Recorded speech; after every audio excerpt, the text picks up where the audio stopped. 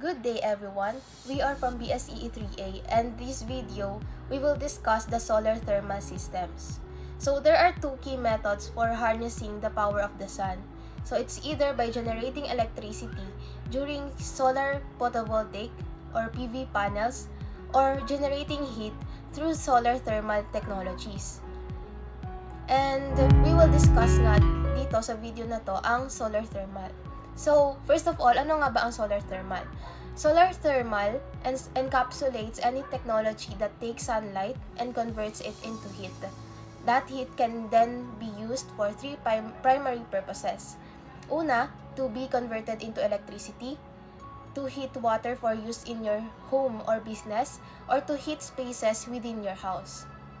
So each of these options require distinct technologies, but all of them harness the power of the sun to offset some portion of your energy needs. So now let's move on dun sa operating principle ng solar thermal systems, or also called concentrating solar power. So solar thermal power plants collect energy from the sun with the use of mirrors. So nagko-collect nga siya ng enerhiya mula sa araw gamit ang mga mirrors. Unlike sa photovoltaic na ang ginagamit ay solar panels. So the collected energy ay nagre-reflect or is being reflected or redirected to a tube. And then this tube, nagko-contain siya ng fluid. And this causes the fluid to achieve high temperature. Syempre, pag nainitan yung tube na yon na may lamang tubig, may initan yung fluid. So this fluid, it transfers its heat to water. Yung init ng fluid na yon, itina-transfer niya sa water. And then which becomes a superheated steam. Of course, the water will create a steam. And yung steam na yon, yun yung ginagamit para gumana yung mga turbine sa power plant. And this mechanical energy is converted into electricity by a generator. Now, let's move on sa mga types ng solar thermal systems. So, first, we have parabolic trough, solar tower, linear Fresnel reflector, and parabolic dish. So, these types of solar thermal systems, kamukha lang sila ng principle ng mismong solar thermal system, like what we have discussed earlier.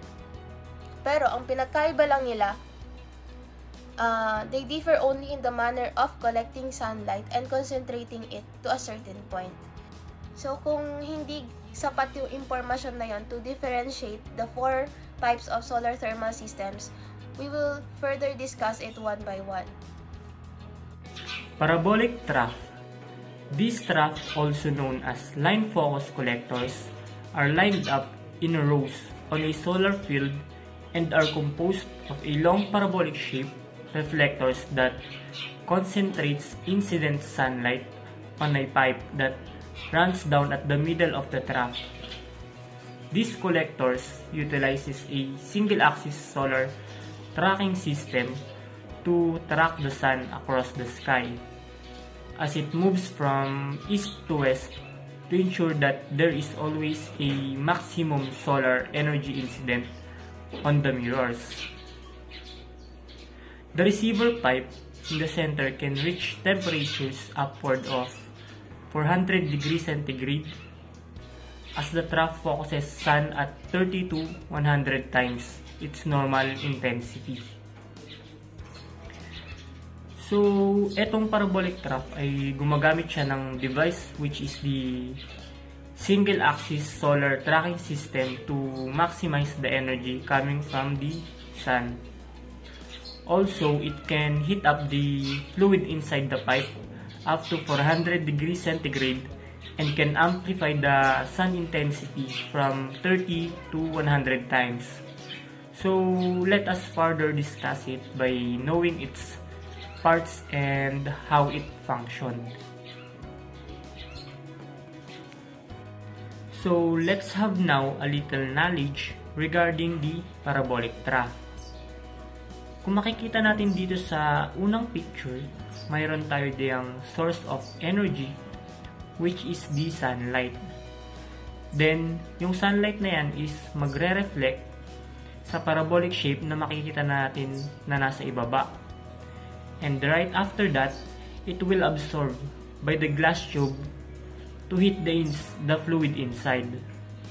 So, bakit nga ba glass ang gamit dito at hindi ibang materials gaya ng steels?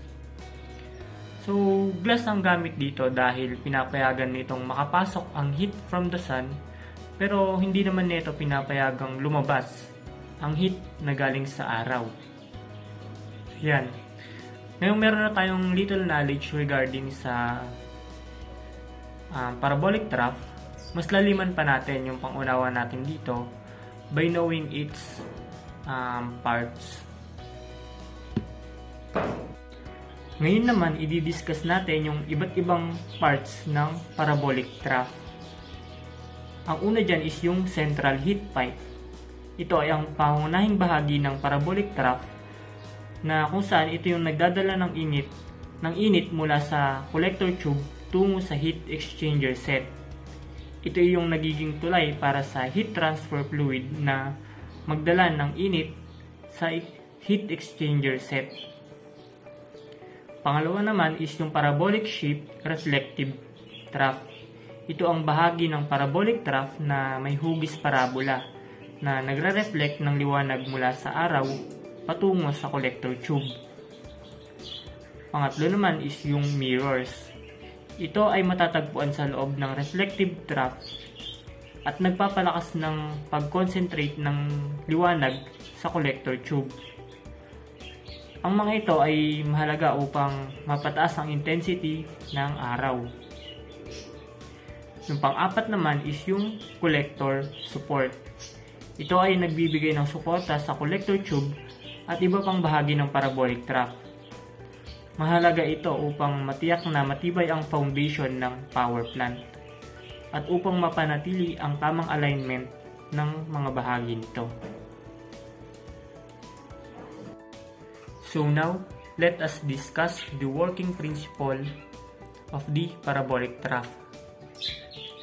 So as we can see on the figure, the fluid inside the tube at the lower part, we call it the heat transfer fluid or the HTF, and it will be distributed on the different unit of the parabolic tube. Alam naman natin na sa parabolic trough, nag-absorb dito ng sunlight, then ire-reflect niya ito sa mga glass tube na makikita natin sa left side part ng picture. We know that this receiver pipe can reach the temperature up to 400 degrees centigrade, which causes for the heat transfer fluid to flow directly to the heat exchanger set section. Inside this heat exchanger set is a water, and due to this, there will be a heat transfer coming from the tube containing the heat transfer fluid to the heat exchanger. Dahil yung init na galing sa heat transfer fluid will cause for the water to be vaporized or to become pressurized steam. This steam will travel to the steam turbine and then thereby making the steam turbine to rotate as well as the generator, which will result for the generation of electricity. And as usual, the output voltage within the power plant is being connected to the step-up transformer. So, step-up transformer ang ginagamit sa mga ganitong power plant para maiwasan yung further losses due to the very long transmission line. And lastly, the pressurized steam will be recycled again using the condenser and the cooling power section. So, paano mangyayari yon? So, mangyayari yon pag dumaan na sa condenser yung pressurized fluid na nanggaling kanina sa steam turbine, kung saan dito magiging liquid muli yung pressurized steam dahil nagkakaroon ng condensation sa loob ng condenser. Then pupunta yung liquid na yon sa cooling tower and will be pumped again in the heat exchanger as the power plant input. Itong figure na to ay just the basic operation lang ng parabolic trough. Marami pa tayong types nitong parabolic trough gaya nitong next picture. So dito sa next picture, kung mapapansin natin, may nadagdag lang dyang hot salt tank and cold salt tank. Pero yung operation ng nasa right side niyan is just the same lang din ng nasa unang picture.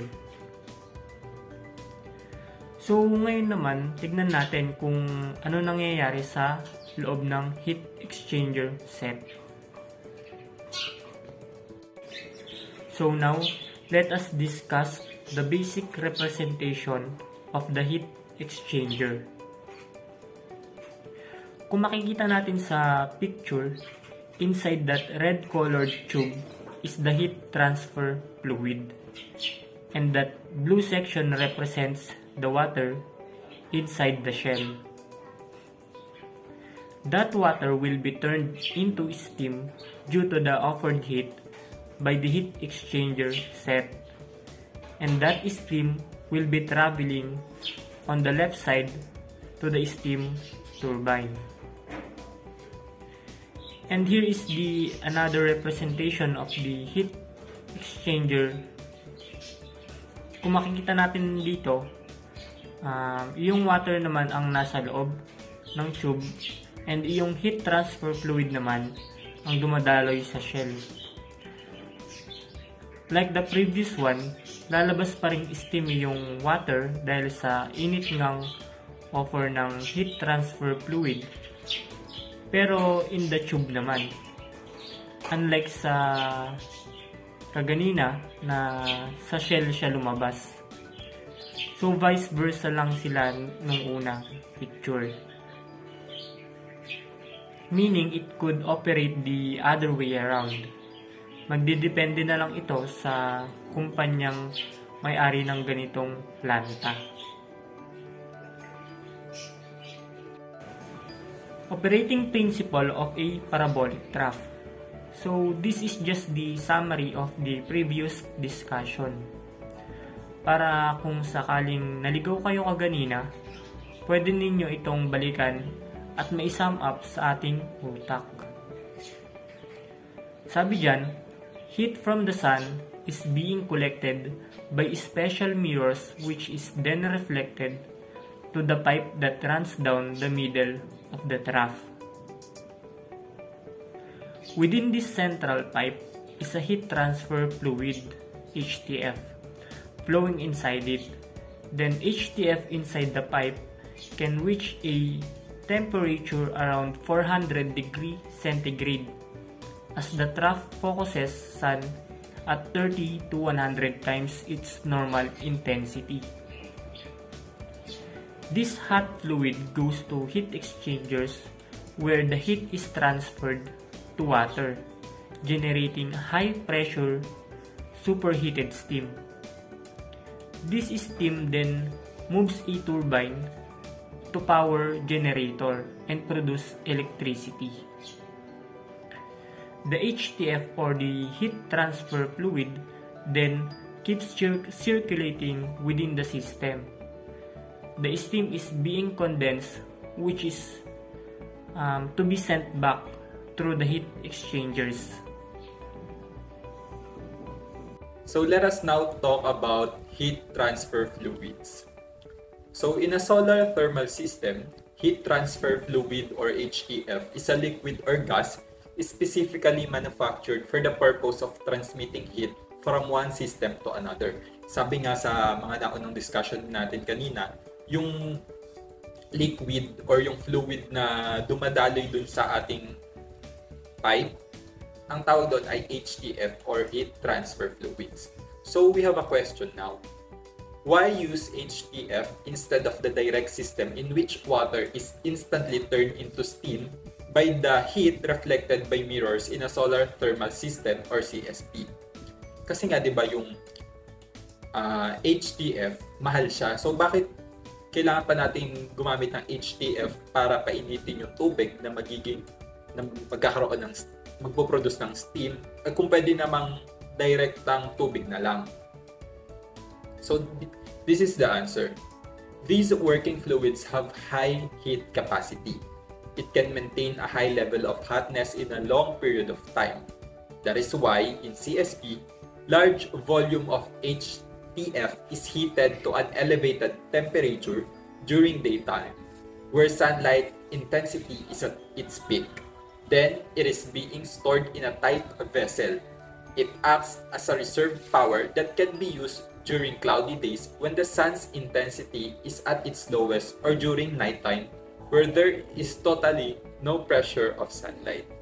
So yun yung pinakasagot natin kasi yung HTF meron siyang kakayahan or characteristic na mag-store ng yung init niya, i-store niya sa mahabang panahon kasi nga anong silbi nung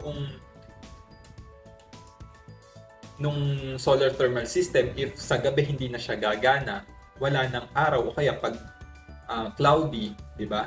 So yung HTF, meron siyang characteristic na i-store ng matagal yung na-collect ng init na yon para kahit gabi na or cloudy, may magagamit pa rin. Tumatakbo pa rin yung planta, di ba? So we have types of HTF. The heat transfer fluids used in CSP technologies includes air, and water. Air and water is hindi na natin ginagamit today kasi wala siyang reserve heat or power na gagamitin pag bumapi. So, eto na yung mga ginagamit na HTF natin. We have the molten salts, glycol base, glycerol base, and synthetic oils. Ito yung mga currently ginagamit natin. Pero sa kanilang apat, kung tatanungin nyo kung sino yung the best, hindi natin masasabi kasi may kanya-kanya silang characteristics. Depende sa kailangan, sa environment, basta maraming factors na kailangan i-consider yung mga engineers natin kung anong type ng HTF yung gagamitin para sa kanilang solar thermal system. So, let us now move on to the following characteristics that are being considered on what type of HTF is to be used in a solar thermal power plant. First is the operating temperature. The operating temperature is a factor in determining the type of heat transfer fluid used in a solar thermal power plant because different fluids have different temperature ranges in which they perform optimally. So, sabi nga kanina natin, yung may temperature na kayang i-hold yung bawat types ng HTF natin, iba-iba sila. The HTF needs to efficiently absorb and transfer heat from the sun to the power generation system. Using a fluid with a suitable operating temperature range ensures maximum efficiency and prevents degradation or breakdown of the fluid due to overheating or freezing, thereby ensuring the reliability and longevity of the solar thermal power plant. Second is the life cycle. Considering the life cycle is important when selecting the type of HTF for a solar thermal power plant because it impacts the overall sustainability and economic viability of the plant. The HTF must have a long service life to minimize replacement and maintenance costs, reducing environmental impact and ensure consistent performance over the plant's operational lifetime. Selecting an HTF with a favorable life cycle ensures the longevity and efficiency of the solar thermal power plant, contributing to its long-term success and sustainability. The third one is the heat transfer capability. Heat transfer capability is a factor when selecting the type of HTF for a solar thermal power plant because it determines how efficiently the fluid can absorb, transport, and release heat energy within the system. The HTF needs to have high thermal conductivity and heat capacity to effectively capture solar energy from the high thermal conductivity and heat capacity to effectively capture solar energy from the collectors and transfer it to the power generation process. Choosing an HTF with excellent heat transfer properties ensures optimal performance and energy conversion efficiency, maximizing the overall output of the solar thermal power plant. Next, we have the heat storage aspect. The heat storage aspect is important when selecting the type of HTF for a solar thermal power plant because it determines the plant's ability to operate efficiently during periods of low solar radiation at night. Certain HTFs have the capacity to store thermal energy effectively, allowing the plant to continue generating power even when sunlight is not available.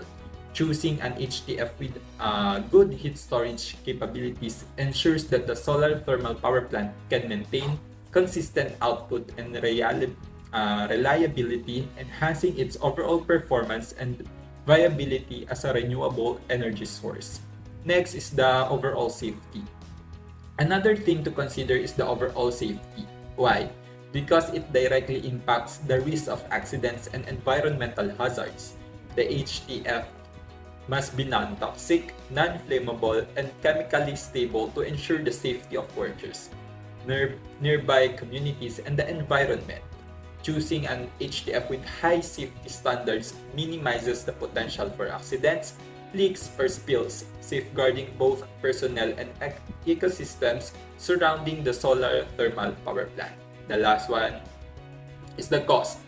Cost is a critical factor when selecting the type of HTF for a solar power plant. Why? Because it directly impacts the project's financial feasibility and long-term profitability.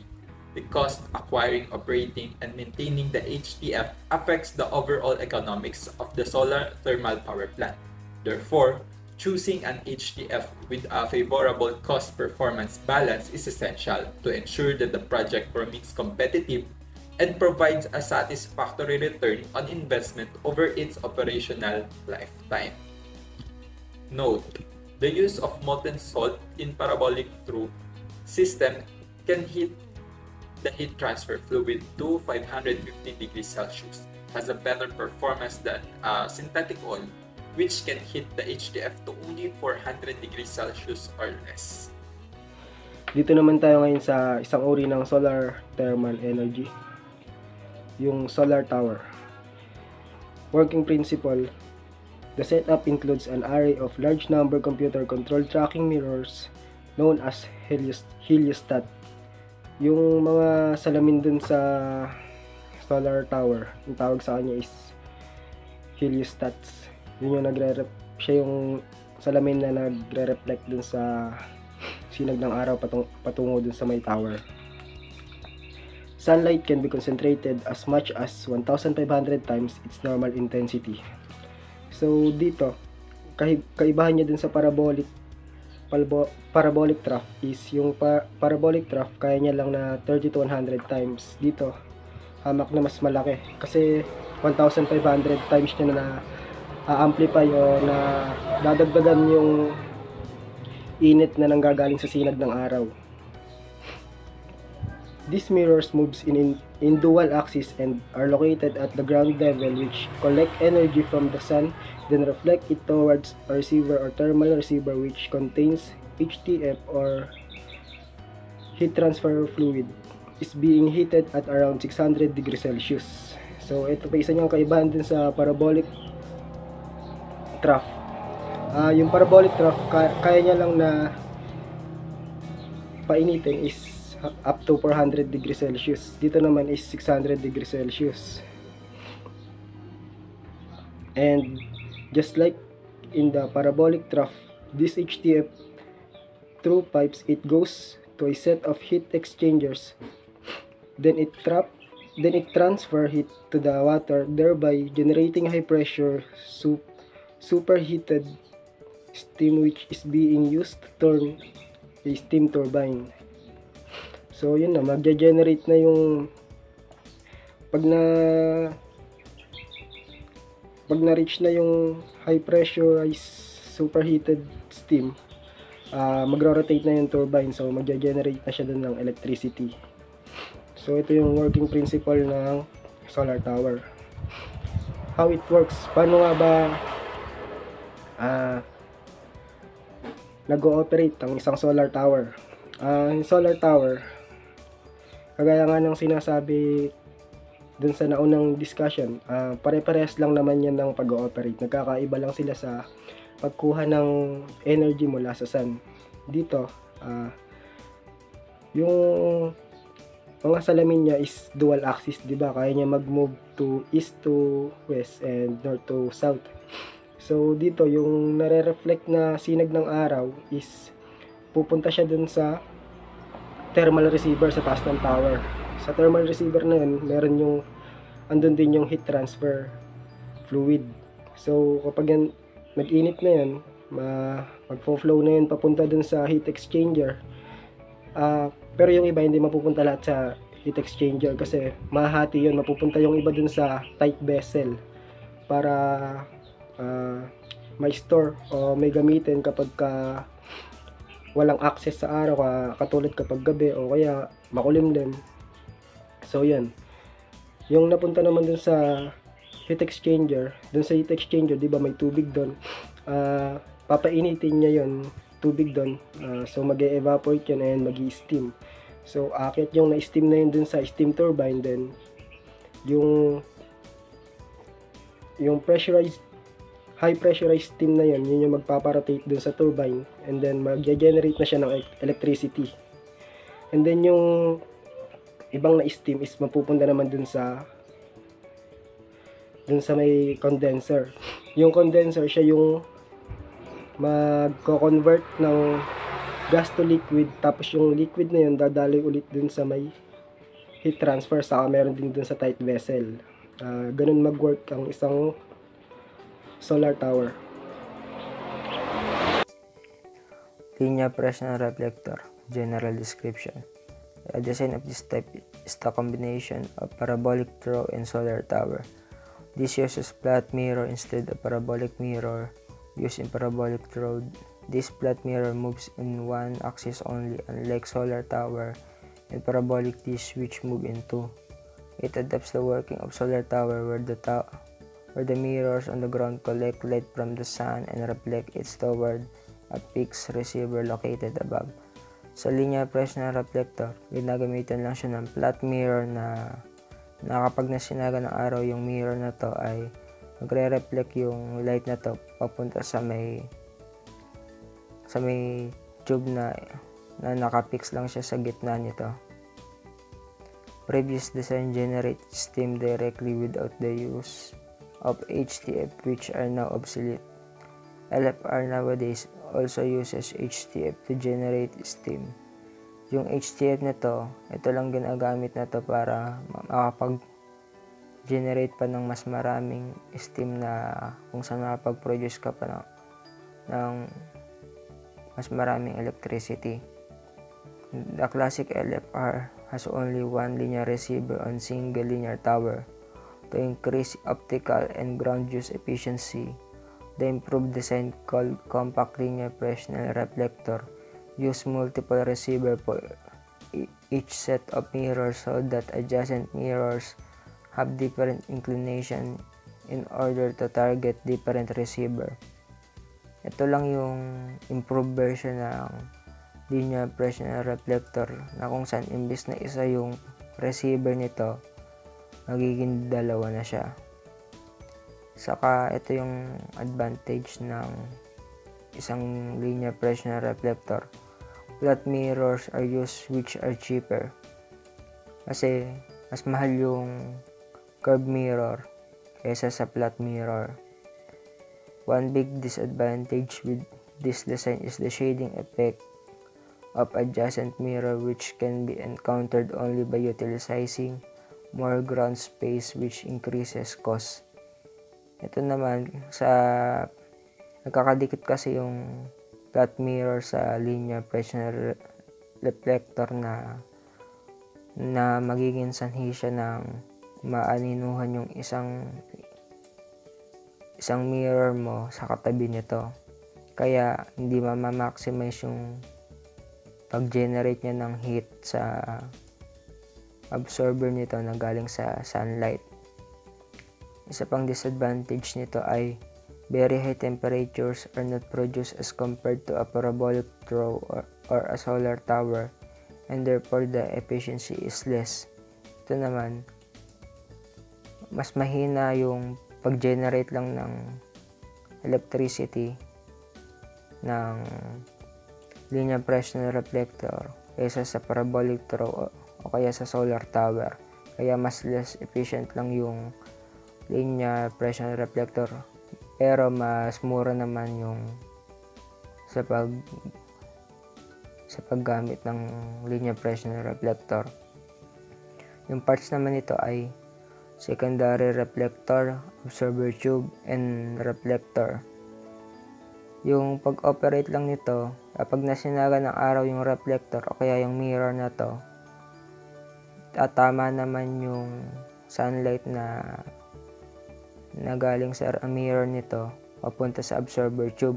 Kapag di naman tumama yung pinaka-sunlight nito, merong secondary reflector naman na natatamaan at mapupunta naman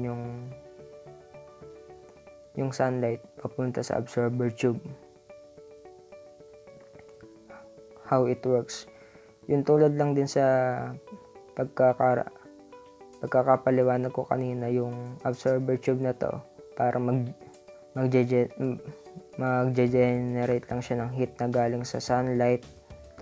At yung sa may absorber tube na to, meron siyang halong HTF sa loob nito, na kung saan yung ibang portion ng HTF na to mapupunta sa hot salt tank, tapos yung iba ay mapupunta sa steam generator para gumana yung turbine.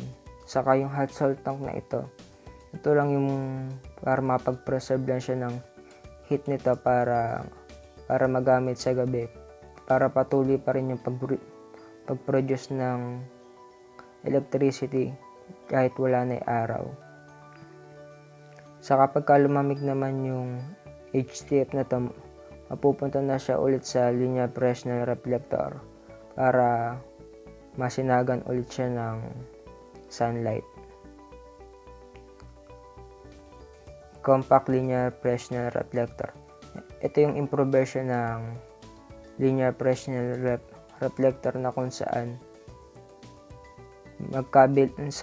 nagkaroon ng dalawang absorber tube na magkabilaan para mas doble yung efficiency niya na makapag-produce ng electricity kaysa sa linear Fresnel reflector na isa lang. Parabolic dish. This consists of sets of the flat mirrors combined to form the large parabolic dishes that is attached to a motor. Itong parabolic dish daw, ito daw nagko-consist ng flat mirrors na kino-combine para may isang malaking parabolic daw na nakaatas sa isang motor with sensor. Sensor which tracks the movement of the sun in dual axis. Nagsa-sensor daw to or nagtatrack ng paggalaw ng araw sa paikot nito. The collected energy from the sun is being concentrated to a PCU located at the focal point of the dish. The PCU consists mainly of the thermal receiver and Stirling engine. Itong PCU dahil nagko-consist ng thermal na nagre-receive at pumupunta sa Stirling engine. The thermal receiver, which is the heat exchanger, transfer its heat the Stirling engine, causing it to reciprocate. This reciprocating movement causes the rotation of an electric generator. Ito daw itong Stirling engine, ito daw yung nagre-reciprocate para ma-transfer daw yung heat energy papunta sa electric generator. These dishes can be concentrated sunlight much better than parabolic dots, and the fluid run through them to the reach temperatures upward of 750 degrees Celsius. Itong dishes daw nagka-concentrate daw ng sunlight, mas better sa parabolic dots and the fluid run na umaangat hanggang 750 degrees Celsius ang kanyang temperatura. Because of the limitation of size and the small quantity of fluid, parabolic dish collectors are suitable for small-scale power generation.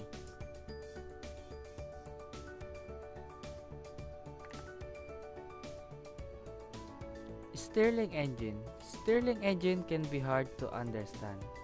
Here are the key points. Every Stirling engine has a sealed cylinder with one part hot and the other cold. This working gas inside the engine, which is often air, helium, or hydrogen, is movement by the mechanism from the hot side to the cold side. When the gas is on the hot side, it expands and pushes up on a piston. When it moves back to the cold side, it contracts.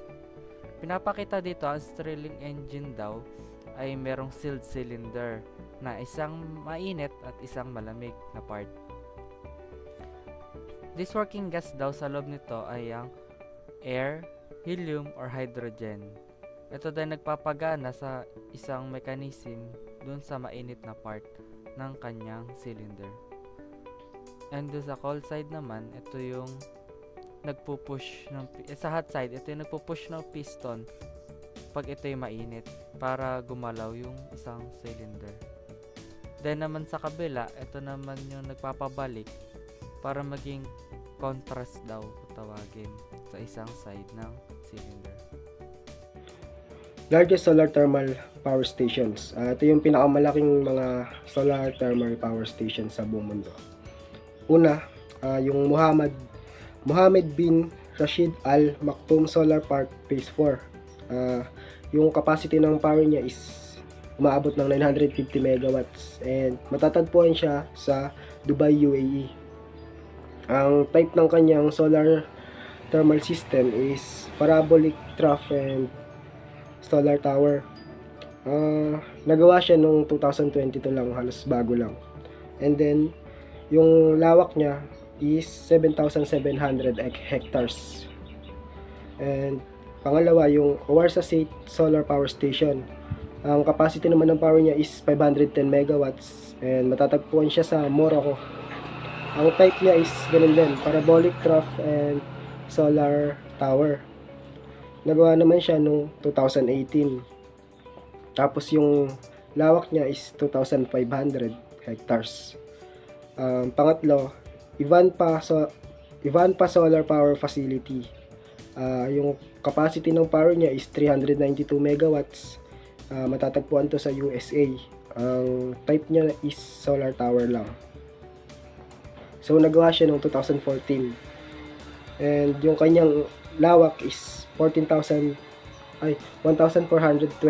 hectares. Yung pang-apat is Mojave Solar Project. Ang kanyang capacity is 280 megawatts. Matatagpuan siya sa USA. And yung type niya is parabolic trough. So nagawa din siya noong 2014 at yung lawak niya is 714 hectares. Sunod naman is Solana Generating Station. Same lang sila nung Mojave Solar Project sa capacity ng power. 280 megawatts lang din. And same lang din sila ng country, USA. At ganun din, same lang din sila ng type ng solar thermal system, which is parabolic trough. Nauna lang itong gawin kasi 2013 pa siya. At yung area naman niya is 780 hectares. Sunod, Genesis Solar Energy Project. Ganun din, kamukha lang siya ng dalawang nauna sa kanya. 280 megawatts. Matatagpuan din sa USA and parabolic trough din yung type niya. At nagawa siya ng 2014 at yung lawak niya is 1,920 hectares. At yung panghuli naman is yung Soleben Solar Power Station na may capacity na 200 megawatts at matatagpuan to sa Spain. Tapos yung type niya is parabolic trough din. Tapos nagawa siya ng 2012. Ang lawak naman niya is 301 hectares. So kung mapapansin nyo, puro parabolic trough halos lahat yung nandito. Kasi siya nga yung may efficient yung collect niya ng energy mula sa araw na ipapasa dun sa may tube o sa may heat transfer. So kaya puro parabolic trough yung nandito kasi siya yung halos parang siya yung pinaka-efficient sa apat na type ng solar thermal system.